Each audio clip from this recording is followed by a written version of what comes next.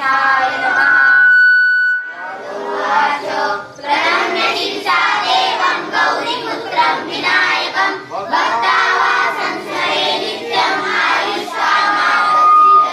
प्रथमं वक्रतुण्डं च एकदन्तं द्वितीयं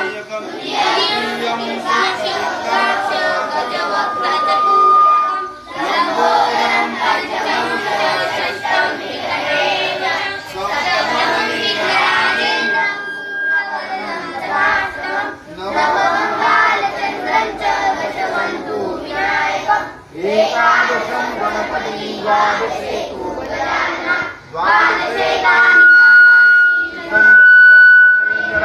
गजविघ्नभयं तस्य सर्वसिद्धिकरं प्रभो पुत्रादि लभते पुत्रा मोक्षादि लभते गति जपे गणपति स्तोत्र